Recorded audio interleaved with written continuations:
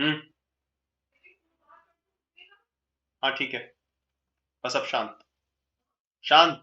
हाँ कर दो।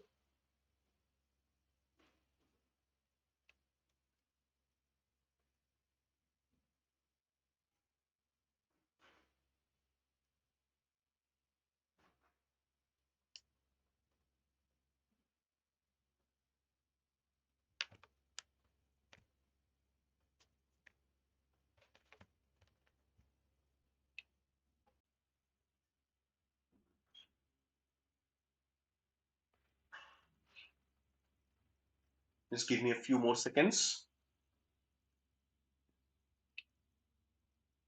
I've made them some changes in the setting, and I believe things should be fine in a moment.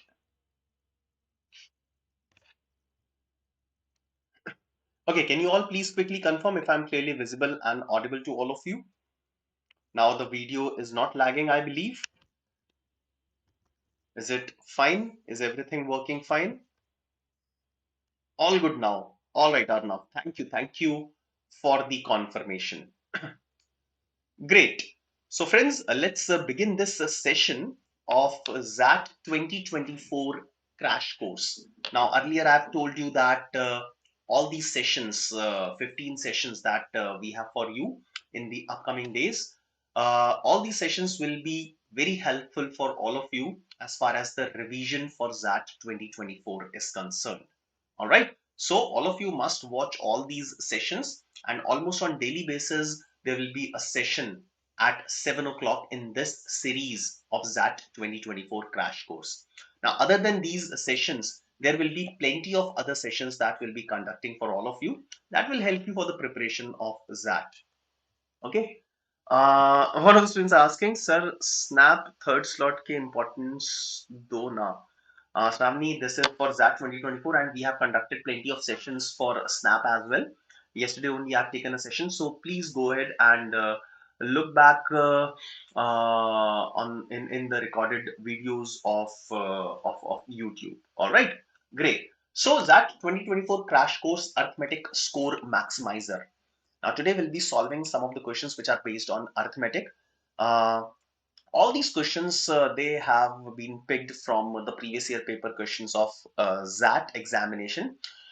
If not exact questions, these questions are made on the similar lines. So the level of difficulty that you'll be watching in these sessions, that you'll be experiencing in these sessions, will match the level of difficulty of XAT previous year papers. All right. So let's begin with this session. Now, first of all, weightage of this particular thing in XAT. So this comes in quantitative aptitude. The name of the topic or the area is arithmetic. And if I talk about the weightage, so arithmetic has always been the most important area in every paper which tests quantitative aptitude. All right. So it is not different in that as well. Now, if I say that arithmetic has always been the most important area, majority of questions have appeared from arithmetic in QA section of XAT. Yes, it was true up till XAT 2022. In XAT 2023, something different happened. So look at what has happened in XAT 2023. So this is the trend over the last 5 years. Now in XAT 2018, out of 21 questions from quantitative ability, there were 7 from arithmetic. In 2019, 9 out of 21. In 2020, 9 out of 22. Heavy weightage, more than 30%, more than 40% every year. In 2021, it was 7. So somewhere around 35 percentage of the questions were, 33 percentage of the questions were from arithmetic. But something different happened the last time in XAT 2022. In XAT 2022, out of 19 questions, there was only one question on arithmetic that was asked. So that was pretty surprising. Okay, but this is not a normal trend. This year, what had higher weightage in XAT 2022 then? Arnav, there were plenty of questions from Algebra that we saw, number systems, uh, geometry was there as well. So you will get to know all these things in the upcoming sessions. Okay. So in 2022, out of 19, only one question from arithmetic came in ZAT's QA section, right? So this was the trend. But yes, as usual, arithmetic has shown the maximum weightage in each and every examination. All right. Now let's practice some questions. So let's come to the point and practice some questions based on arithmetic that you may see in that examination. Now I'll be displaying these questions so one by one. We'll be giving you somewhere around 1.5 to 2 minutes to solve each and every question, and I'll be expecting an answer from all of you in the form of option A, B, C, D, or E. All right. So let's begin solving these questions. The first question appearing on your screen now.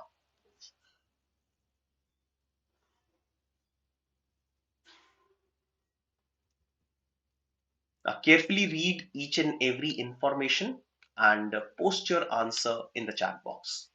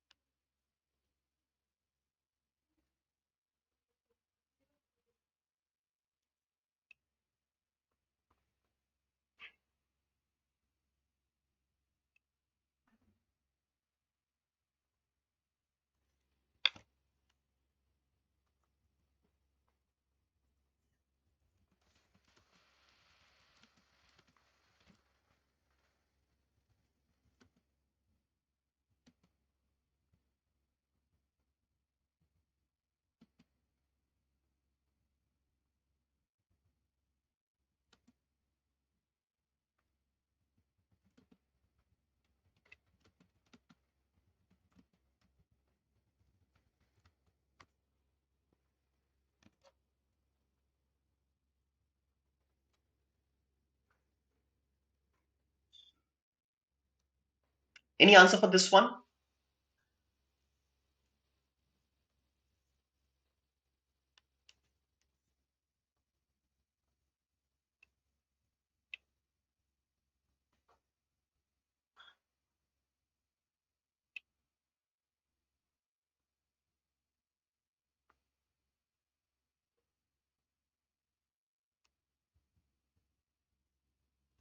So let's read out the question. A cafe owner decided to make 6 different flavors of muffins for Christmas. He decided to make equal quantities of all the flavors of muffins, but as per the availability of ingredients in the market, he could only make different flavors of muffins in the ratio of 6, 9, 8, 10, 6, and 7. The total number of muffins he could make was 92% of the total muffins that he wanted to make. All right. So question is, what is the number of flavors of muffins whose quantity was less than the expected quantity? So I'm getting different answers. I would appreciate if all of you will write your answers in the form of option A, B, C, D, E. Option की form में लिखो option A, B, C, D, E. All right.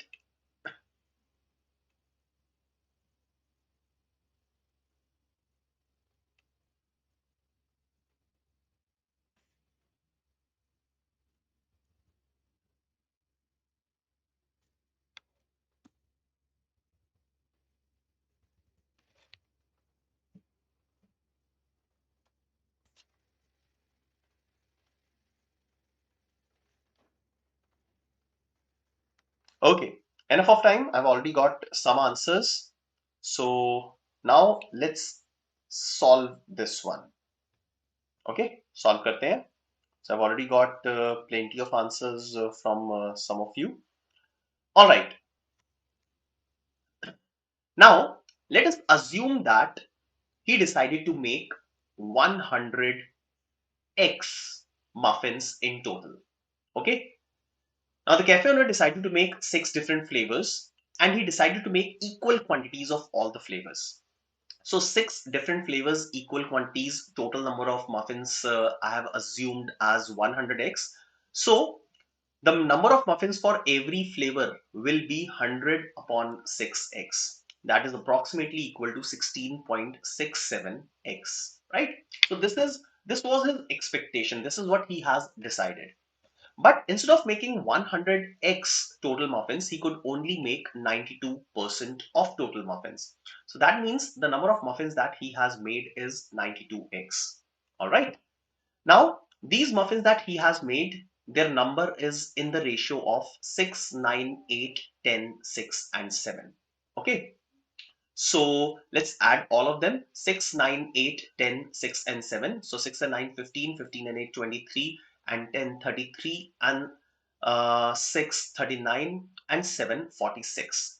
So the sum is coming out to be 46. So I can say that the number of muffins, if I'll divide 92 in this ratio, 6, 9, 8, 10, 6, 7. So the number of muffins will be 6x 9 into 2, 18x. Wait. I'll do that once again. So since the sum is coming out to be 46, so the number of muffins of each type will be 6 into 2, 12x, 18x, 16x, 20x, 12x, and 14x. Right? Now his target was 16.67x number of muffins of every flavor. But he could make 12x of the first flavor, 18x of the second, and so on, which I have written. Now we have to calculate what is the number of flavors of muffins whose quantity was less than the expected quantity. Expected quantity for each of them was 16.67x. We have to find out how many flavors whose quantity was less than the expected quantity. So 12x is less than 16.67. Not this one. Yes, 16x is also less. 20x is not. 12x and 14x. So there are these four flavors of muffins whose quantity was less than the expected quantity. So the correct answer of this question should be option B, that is 4. All right, so option B, 1, 2, 3. Three students have given the correct answer of this question. Wonderful. Now others have tried to attempt this one. Those who haven't, please try to attempt each and every question. That will benefit you. All right. Chaliye, let's move on to the second question.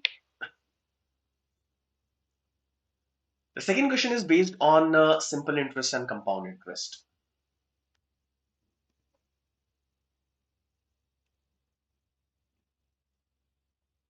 All right, Karthik has also given a correct answer on the application. Good. Perfect. So Karthik, Ishwari, Mayur. Okay, sir, ratio double क्यों हुआ? मयूर, ratio double नहीं हुआ. Basically what I did was I have divided 92x in this ratio. Okay, 92x तो मैंने इस वाले ratio में divide किया.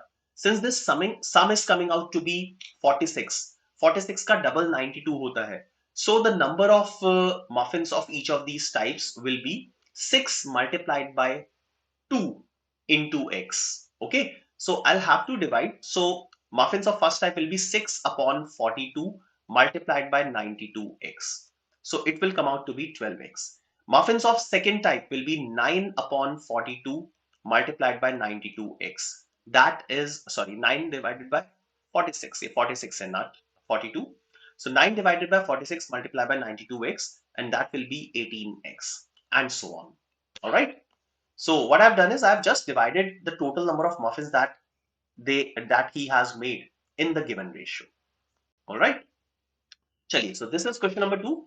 If the difference between the simple interest for 2 years at 6.25% on a certain sum and compound interest for 2 years at 12.5% on the same sum compounded annually is 900 rupees, then find the difference between the simple interest and compound interest for 2 years at 5% on the same sum.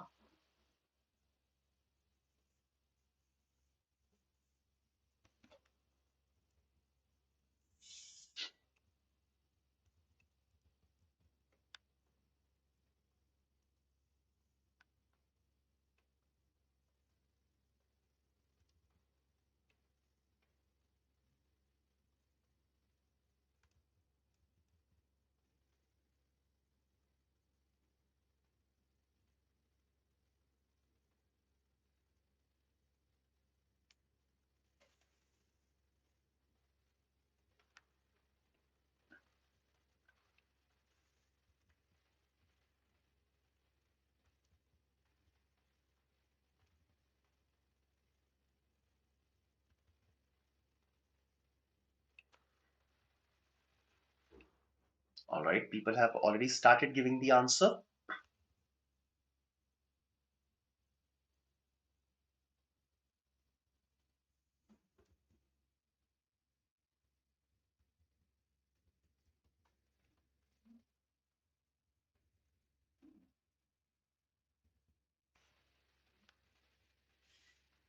चलिए solve करें. Now this will require some skills to solve. Now first of all, I'll consider this part. The difference between simple interest for 2 years at 6.25 percentage on a certain sum. So let's say the sum is equal to X. All right. Now simple interest, 2 years rate of interest is 6.25 percentage. Now simple interest will be cumulative, simply add ho jayega. So 2 multiplied by 6.25. So net interest that he will be getting will be equal to, so simple interest of 2 years will be equal to 2 multiplied by 6.25 percentage. All right, that is 12.5 percentage of the principal. So I can write it as x upon 8. 12.5 percentage of anything will be 1/8 of that value. All right, sorted. So this is simple interest for 2 years. If I have assumed the sum as x, so simple interest for 2 years will be x upon 8. Done. Now let's move ahead and look at compound interest for 2 years at 12.5 percentage compounded annually. Right. Now, if I look at compound interest, so compound interest for first year will be 12.5 percentage of x, that will be x upon 8, right? Now compound interest for second year will be first year ka copy ho jayega, so value of the first year will be copied, it will be x upon 8 plus the interest will be given on the interest of the first year at the same rate. So 12.5 percentage of x by 8. So that means 1 by 8 of x by 8, right? So the total compound interest of 2 years will be x by 8 plus x by 8 plus x by 64. Okay. Now the difference between this value and this value is given as 900. So if I look at the difference, x by 8 is common, that will be removed. So the remaining portion, this part, x by 8 plus x by 64, this sum is given as 900. Okay, I will again explain this compound interest wala part. So what happens in compound interest? First of all, the compound interest is generated for the first year. So it will be 12.5 percentage of x, which I have written it as x by 8. Okay. Then for the second year, the compound interest of first year is copied and the interest is generated on the interest of first year at the same rate of interest. So again, 12.5 percentage of x by 8 will be x by 64. All right. Now I'll calculate the difference. So x by 8 cancel ho jayega difference mein. So this difference x by 8 plus x by 64 is 900. So I can say that it will be 9x upon 64 is equal to 900 and the value of x will come out to be 6400. Okay, so the sum of money is equal to 6400. Done. Now let's move on to look at what is being asked. We have to find the difference between the simple interest and compound interest for 2 years at 5% per annum. So simple interest for 2 years at 5% per annum, net rate of interest will be 10 percentage. Compound interest for 2 years at a rate of 5%. This will be successive. So 5 plus 5 plus 5 into 5 upon 100. So this will be the effective rate of interest, that is 10.25 percentage. The difference between these two is 0.25 percentage. So the difference between SI and CI for 2 years will be 0.25 percentage of 6400. Right? So 6400 का 0.25 percentage calculate कर लो. This value will come out to be 16. So option D, that is 16, will be the correct answer of question number 2. Now, one of the students, Neeraj, has given a correct answer. Yes, so only one student could give a correct answer, that is Neeraj. All right. Now, friends, understand that the level of difficulty of these questions is going to be slightly high. Okay, so your fundamentals, your basics, the formulas should be well read. Let's move on and look at the next question, question number 3.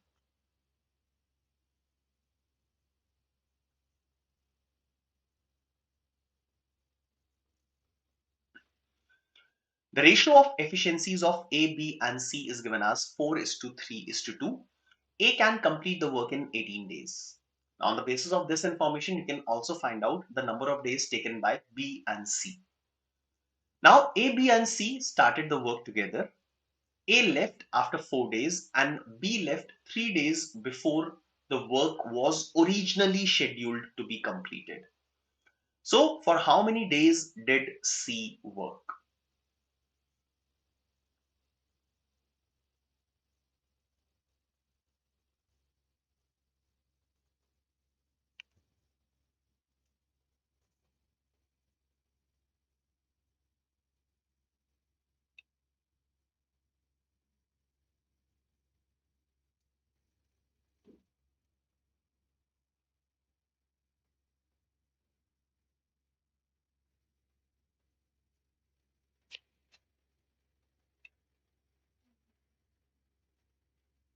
Now, this one is actually an easy question. Okay, so make sure that you don't commit any kind of error, any kind of mistake while solving this.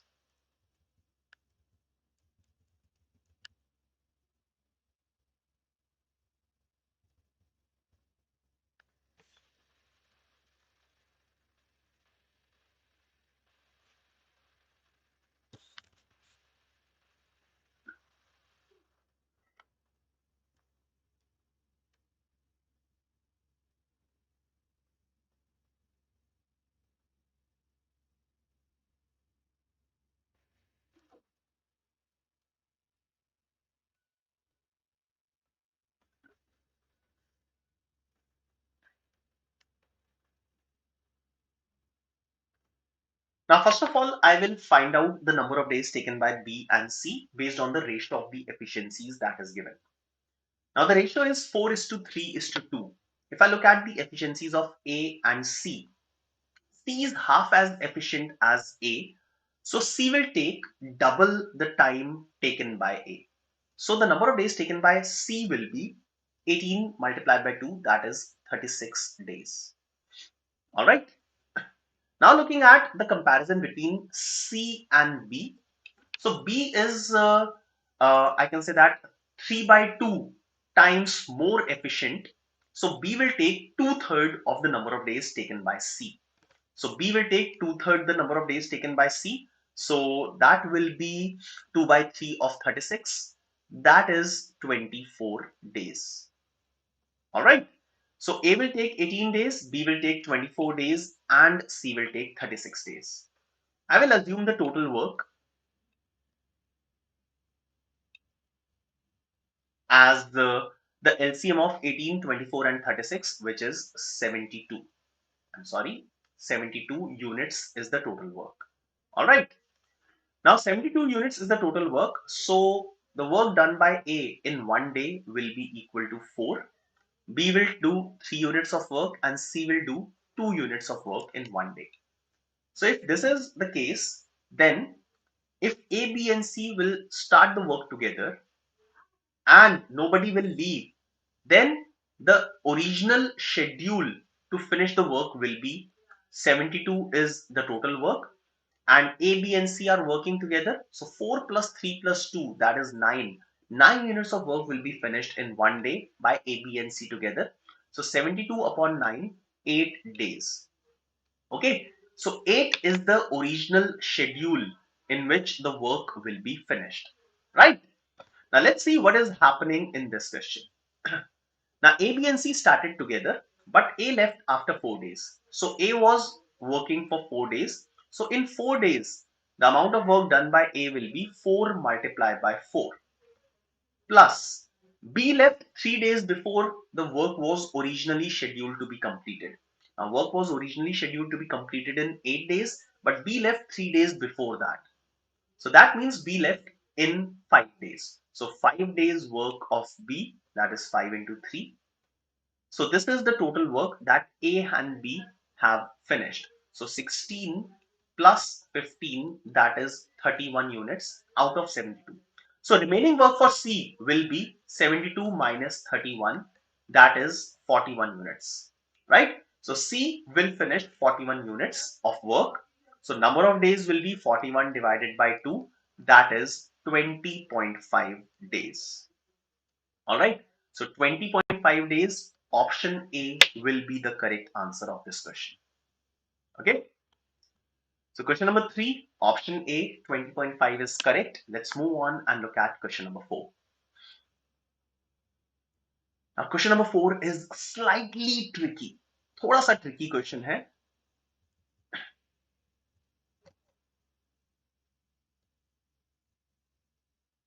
Okay, Vasil has given a correct answer of previous question, 20.5.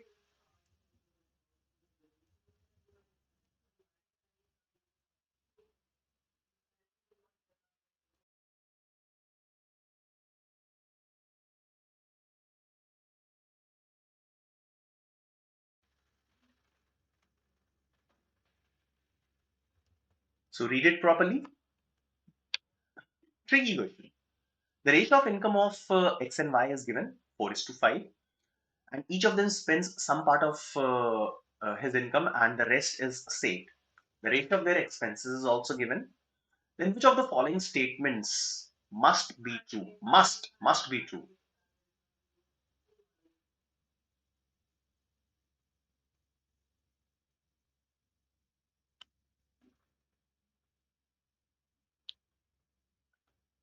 Manish, for the previous one, I considered A, B, and C separately while solving it.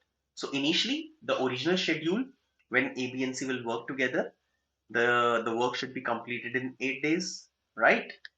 Now, when the question started, so basically, first of all, A worked for some days, then B left 3 days before the scheduled completion. So it was like that. So I considered all of them separately.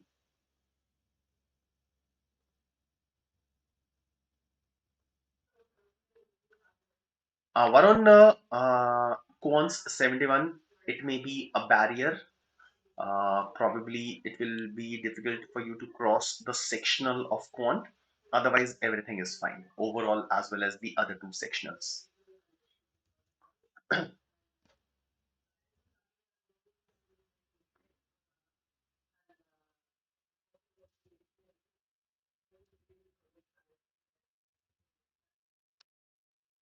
All right. So question number 4, option B, option C, option A, maybe D. Nice, nice. चलिए solve करते हैं. Now the ratio of incomes is given. So this is, let's say, X, Y, income, and expenditure. So I'll assume their incomes as 4A and 5A. Their expenses are in the ratio 3:4. So 3B and 4B, right? So if these are the incomes and expenses, the savings of each of them will be, so for X, the saving will be 4A minus 3B, and for Y, the saving will be 5A minus 4B. Okay, so these are the incomes, expenditures, and savings. Then which of the following statements must be true? I'll check statement A. So since I have to check which of the statements is true, so I'll have to look at the statements individually. Okay. So the first statement, X is saving as a proportion of his income. So X is saving, which is 4A minus 3B as a proportion of his income upon 4A is higher than that of Y. So I'll write the same thing for Y. So for Y, it will be 5A minus 4B upon 5A. I have to determine which one of these two is higher. Option B says Y's saving as the proportion of his income is higher than that of X. Option C says Y saving as a proportion of his income is same as that of X. So the first three options are like correlated. We just have to find out which of these two is higher. If they are equal, answer will be option C. If Y's value will be higher, then answer will be option B. If X's value will be higher, then answer will be option A. If I'm unable to determine anything from this, then answer will be option D. So let's work on this. So if I simplify the first ratio, the values for x, 4a minus 3b upon 4a, separating the numerators, it can be written as 1 minus 3b upon 4a. For the second one, I can write it as 1 minus 4b upon 5a. All right. Now, b upon a is common. 1 and 1 is common. The only thing that is making a difference is 3 by 4 and 4 by 5. Now, obviously, the values of A and B will be positive. They cannot be negative because these are the incomes and expenditures. So 1 minus 3 by 4 of B by A and 1 minus 4 by 5 of B by A. All right. Now 3 by 4 is 0.75 and 4 by 5 is 0.8. So 1 minus 0.75 times B by A and 1 minus 0.8 times B by A. Now in the first case, a lesser value is subtracted from 1. In the second case, a higher value is subtracted from 1. Okay, so out of these two, the higher value will be 1 minus 0.75 b upon a, because 1 में से अगर कम number minus होगा, then the result will be higher as compared to the other value. Okay, so I can say that X is saving as the proportion of his income is higher than that of Y. We are able to determine the relation, and the answer is option A. The value for X is higher than the value of Y. All right. So option A will be the correct answer of question number 4. Yes. Let's move on and look at the next one, question number 5.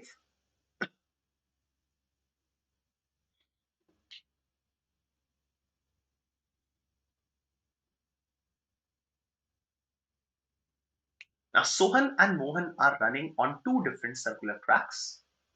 Both of them took the same time to complete one round each on their respective tracks.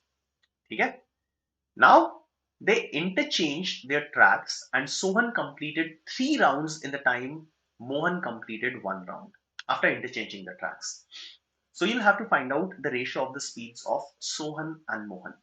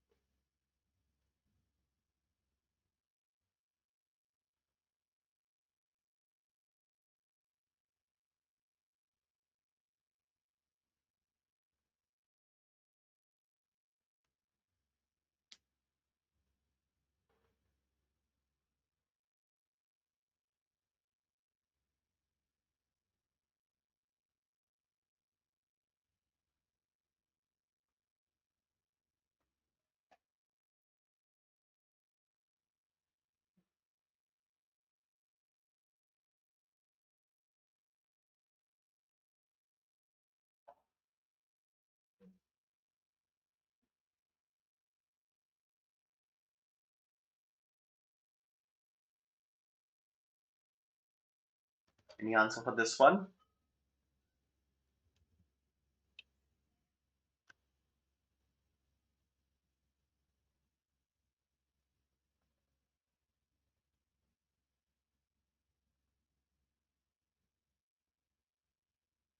Right, Mayur?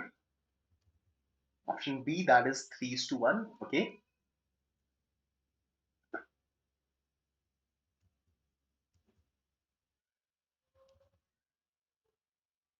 चलिए solve करते हैं. Now, there are two different circular tracks. Let's say one of the tracks is of length A and another track is of length B. All right. Now, Sohan and Mohan, I'll assume their speeds as S and M respectively. I have written at the top of the screen. So, Sohan's speed is S, Mohan's speed is M. First track is of length A, second track is of length B. Now, both of them took the same time to complete one round each on their respective tracks. So, I'll assume that first of all, Sohan was running on track A and Mohan was running on track B, right? So the time taken to run around their respective tracks was equal. Both of them took the same amount of time.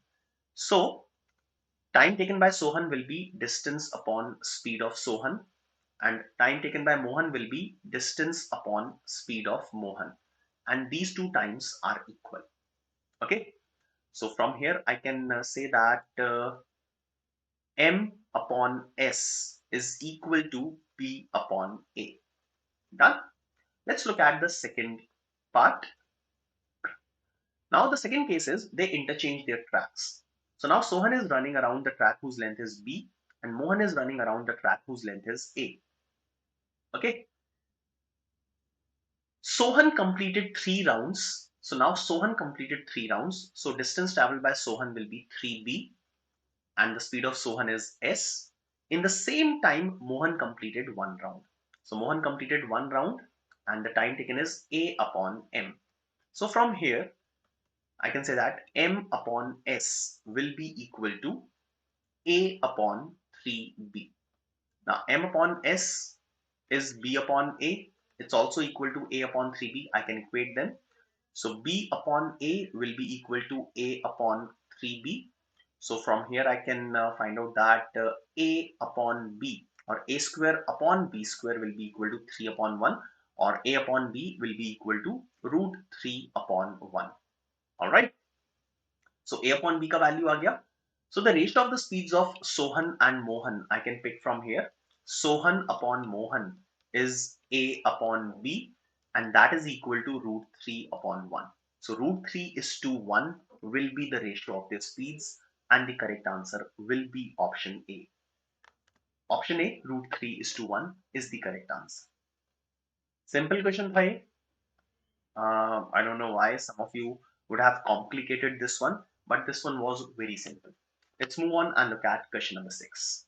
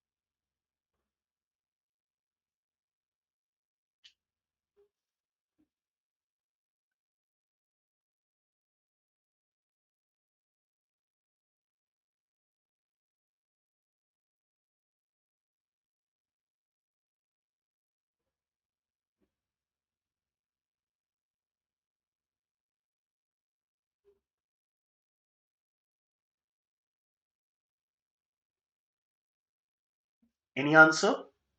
So it says a train of length 270 meters, length of the train is given, overtook a bus which travels. So whenever it says overtake, okay, so overtaking means both the objects are moving in same direction, right? Also in this case, the length of the train will be considered, but the length of the bus and the scooty will be negligible. Okay. So train overtake the bus. Bus is moving at 90 kilometer per hour, and the train passed the bus. The train crossed the bus in 15 seconds. Now, after 30 minutes, the train started overtaking a scooty and passed it in 10 seconds.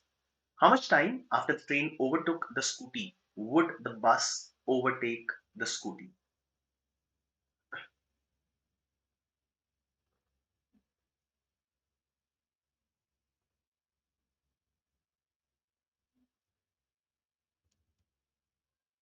Okay, let's solve this. Now, first of all, we will calculate the speed of the train. Okay, so length of the train is 270 divided by the relative speed of train and bus. So let's say the speed of train is s minus the speed of bus is 90 kilometers per hour. I'll convert it in meters per second. So it will be 25 meters per second. So s minus 25 will be the time taken by the train to completely cross the bus. It is given as 15. Okay, now simplifying it, s minus 25 will be equal to, it will be 18. So the value of s will be 25 plus 18, that is 43 meters per second. So this is the speed of the train, right?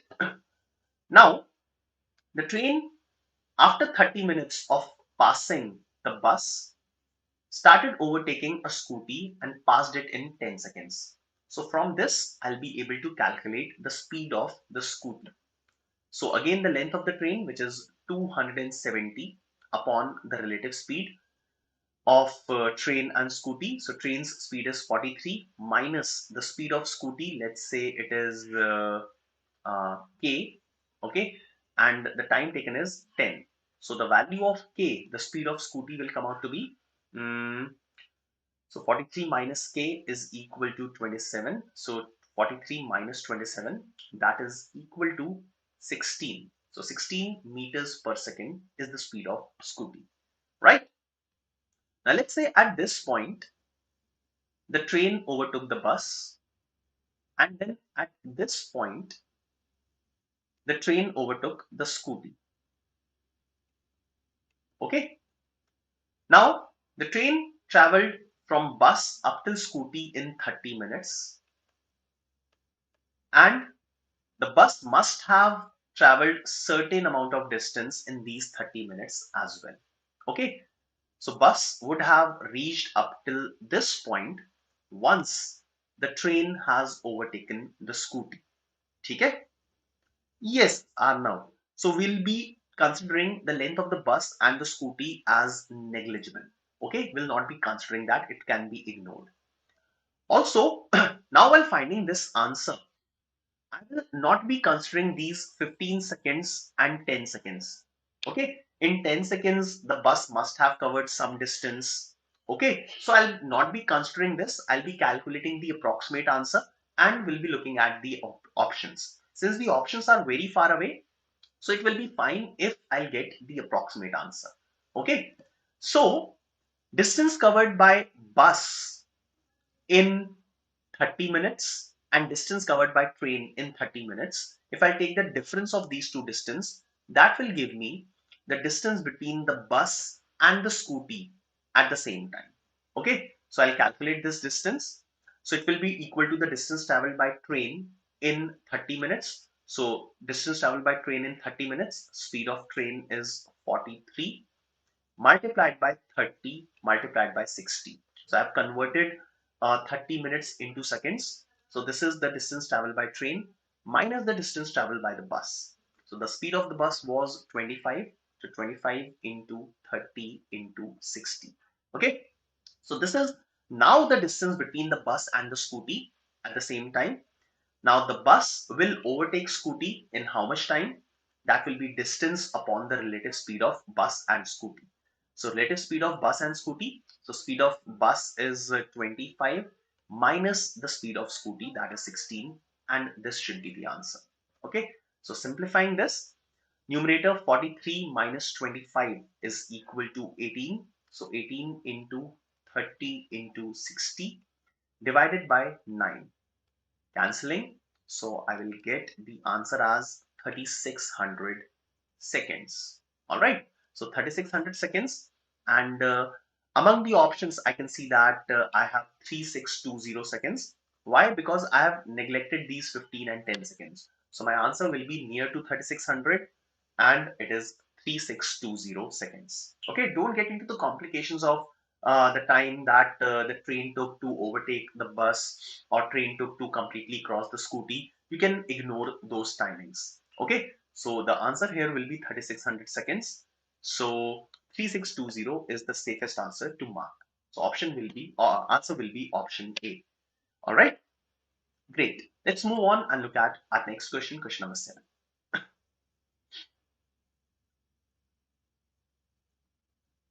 Now the question on escalators.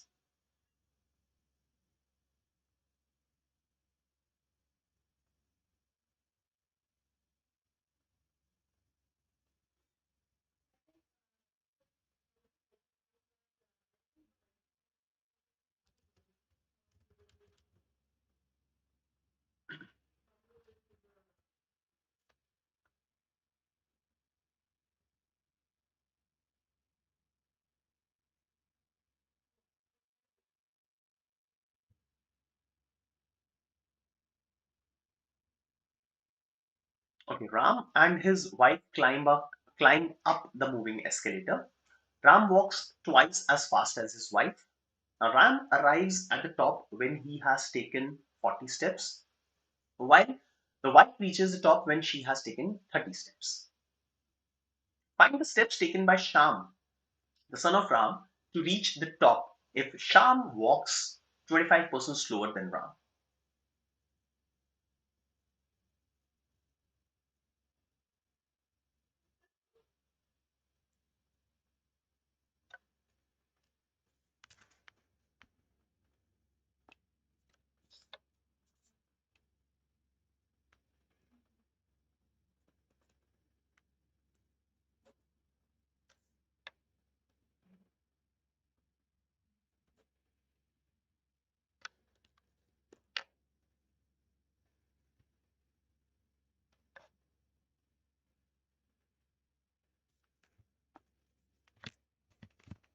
You all must go through these concepts in detail.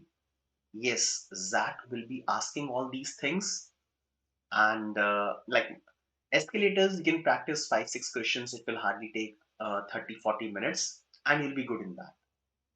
Ishwari has given an answer, option B. All right, good. Good to see that at least some of you are trying to solve these questions. Nice, keep it up.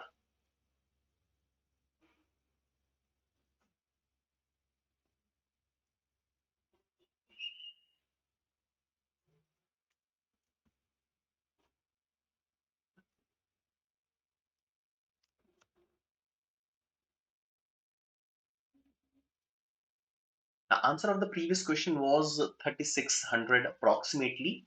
As per the calculations, among the options, 3620 can be marked as the answer. Okay, चलिए solve करते हैं. Now Ram, his wife, and his son Sham. So Ram walks twice as fast as his wife. So if the speed of wife is x, the speed of Ram will be 2x. Okay. And Sham walks 25% slower than Ram. So 25% reduce कर देंगे 2x को. So it will be equal to 3 by 2x. So these are the speeds of Ram, wife, and the Sham, and the son Sham. Okay. And all these speeds you can consider in terms of steps per second. Steps per second. Okay, because they are climbing up a moving escalator, and an escalator has different steps. Okay, so in the questions of escalators, the distance should be considered in terms of steps, speed in terms of steps per second. Okay, now Ram took 40 steps in total to reach the top.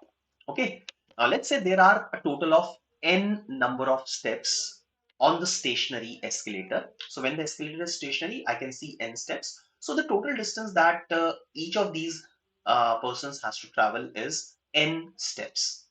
Now, Ram has taken 40 steps on his own, and then there will be some help that will be provided to him by the moving escalator. Okay, and the sum of these two will be equal to n, right? Now Ram has taken 40 steps and the speed of Ram was 2x. So the time that Ram has spent on the escalator will be 40 divided by 2x. I'll write it.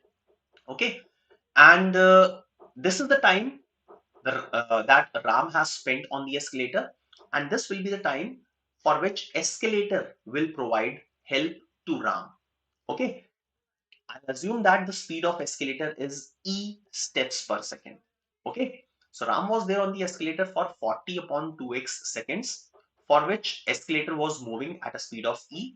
So steps taken by Ram plus the steps help provided by the escalator should be equal to the total number of steps on the escalator. On the similar lines, I'll make the equation for the wife. So wife has taken 30 steps. Wife was there on the escalator for 30 upon x seconds, for which E help will be provided, and that will be equal to n. Okay. Now, upon solving these two, I can get the value of E upon x as well as n. So, first equation and second equation को equate कर देते हैं.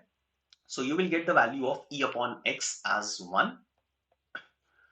Putting E upon x as 1, you will get the value of n as 60. So the total number of steps will be 60, and the ratio of E and X, E upon X is equal to 1, right? I will have to find out the steps taken by Sham to reach the top. So let's say Sham has taken K number of steps. So K plus time for which Sham was on the escalator was K upon 3 by 2x multiplied by the speed provided by the escalator should be equal to the total number of steps. Okay, so K plus E upon x का value 1 है. Okay, so that is 2K upon 3 is equal to 60. Simplifying this, you will get the value of K. So 3 plus 2, 5. 5k upon 3 is equal to 60. The value of k comes out to be 36. So Sham will take 36 steps to reach the top of the escalator. The correct answer is option D. So Neeraj has given the correct answer, and yes, that's it. So Neeraj has given a correct answer of this question. Let's move on and look at our next question, question number 8. Now, question number 8 is a question on removal and replacement.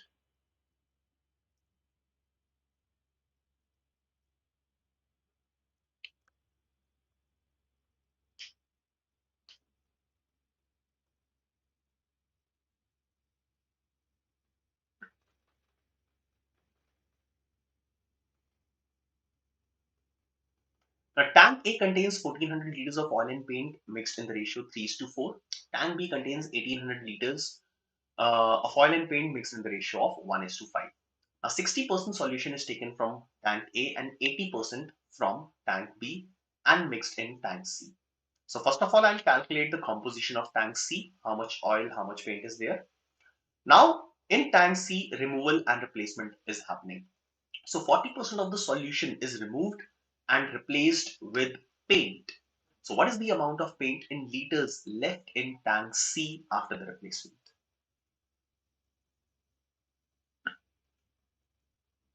So two things are happening. First of all, mixing is happening, and then a removal and replacement.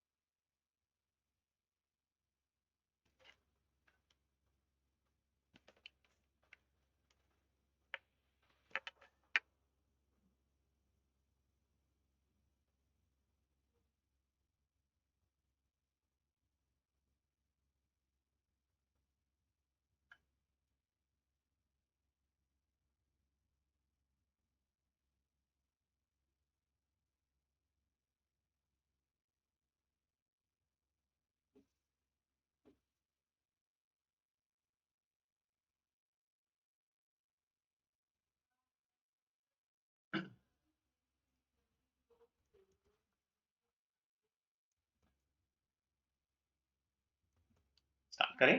Okay, चलिए solve करते हैं इसे. Now, first of all, consider tank A. This is tank A. But only 60% of the solution is taken from tank A. So I'll not divide this 1400 liters in the ratio 3 is to 4. I should not. I will divide, I'll first of all take out 60% of this solution. So 60% of 1400, 60% of 1400 is 840 liters. Now here I have oil and paint in the ratio 3 is to 4. So oil is 3 upon 7 into 840. So 7 से divide किया, it will be 12, 120. 120 into 3 is 360 liters of oil, and the remaining will be paint. So that means 480 liters of paint. Now same thing I'll do with B, tan B. Tan B total 1800 liters, but 80% is taken. Okay, so that means 1440 liters is taken from tank B, and again some oil and some paint will be there. Oil and paint are in the ratio of 1 is to 5. So that means 6, 240. So 240 liters of oil and 1200 liters of paint. Okay, so now if I look at the total solution in tank C, total solution is in tank C is 840 plus 1440, that is 2280 liters. And in this, oil and paint are 360 plus 240 is oil, that is 600 is oil, and paint is 1680 liters. So this is oil and this is paint. All right, total solution is 1280. Okay, now from this 40% of solution is removed and replaced with paint.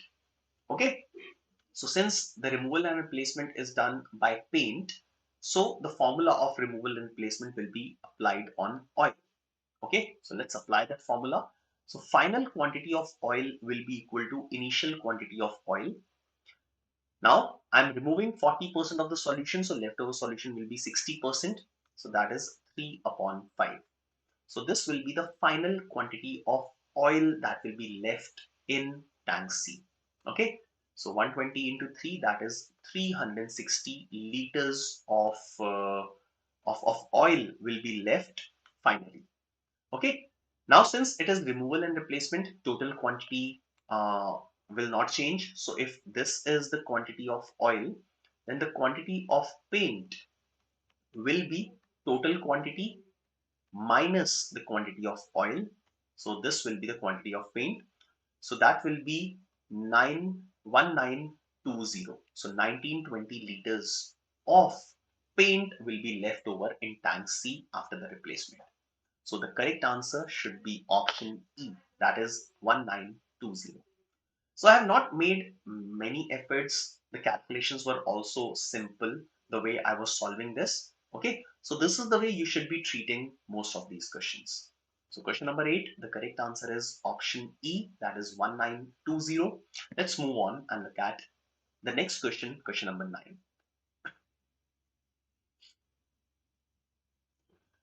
Now question number 9 is based on clocks, but the general formulas that you know for clocks will not be applicable here. It will be better if we do this question using the concept of relative speeds.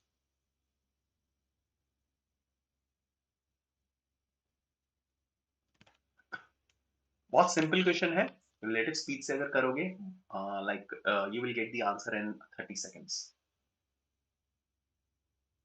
So read the question, understand it, take 30 45 seconds, and then after another 30 seconds you'll be able to get the answer. So this question can be managed in somewhere around 1.5 minutes.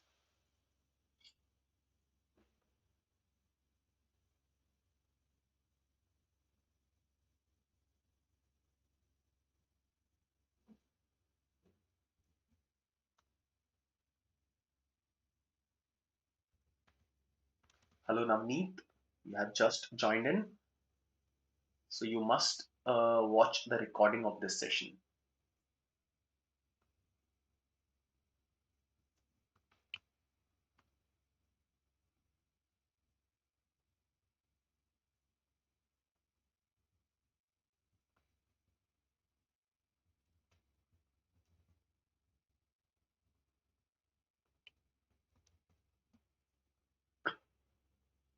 All right, let's solve this question.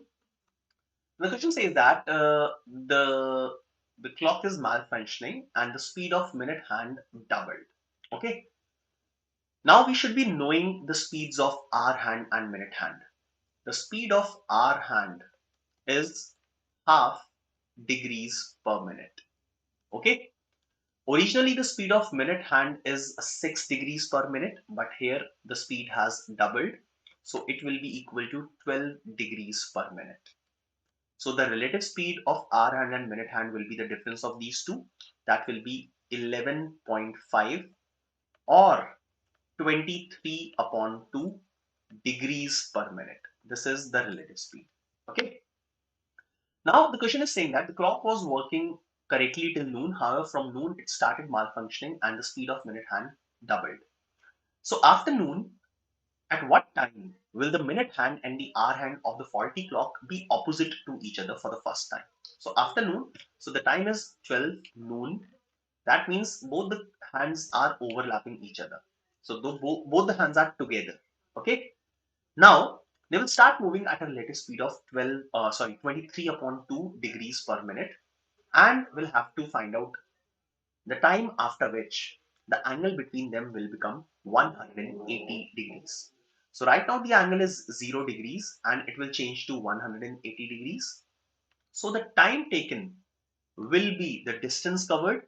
Relative distance covered is 180 degrees divided by the relative speed, which is 23 upon 2. All right, so this will be the time, that is 360 divided by 23. Okay, now let's divide this. So it will be 1 and 5, 15, 15 by 23 minutes after 12 o'clock. So 15, 15 by 23, 15, 15 by 23 minutes after 12 o'clock will be the first time after which the angle between the hands will become 180 degrees. So the correct answer here is option A. All right. So that was question number 9. Moving forward. All right. So that is all for today's session. Now, friends, on your screen, you can see the schedule of the upcoming sessions, the schedule of the upcoming sessions. So today, 19th of December, the session is already over. Now tomorrow, 20th December, Srinivas sir will see you with Decision Making Decoded Part 1. After that, on 21st of December, Vikrant sir will see you, will teach you how to tackle reading comprehension in XAT. Then on 22nd of December, Vikrant sir again will help you with vocabulary and grammar revision. So this is the schedule for the upcoming 3 sessions in the series of Crash Course for XAT 2024. All right. Now, friends, you can enroll for other management entrance test 2023-24 online classes. So the batches, the enrollment in the batches is still open, and it will have 100 plus live sessions, 250 plus recorded videos, 50 plus mocks, and 10,000 plus topic wise practice questions. So go ahead, quickly resolve your doubts via doubt portal on the application as well after enrolling in this batch. Also, don't forget to join us for XAT 2024 slot wise detailed analysis. It's not slot wise, but the detailed analysis on 7th of January. You can follow us on all these social media platforms. That's all from my side, my dear friends. Thank you for being a part of this session. Have a wonderful time. Bye bye.